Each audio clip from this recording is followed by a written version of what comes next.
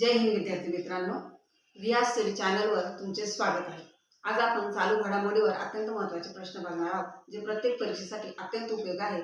त्यामुळे video skip न करता शेवटपर्यंत नक्की पहा। तर चला व्हिडिओला सुरुवात करूया।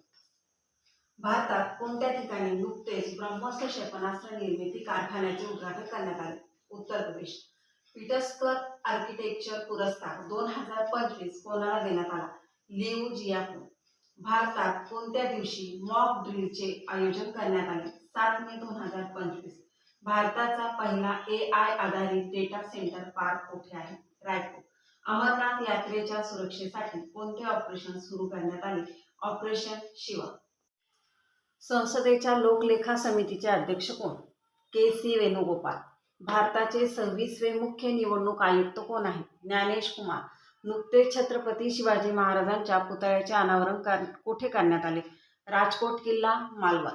59वा ज्ञानपीठ पुरस्कार 2025 कोणाला दिला जाणार आहे? विनोद कुमार शुक्ला।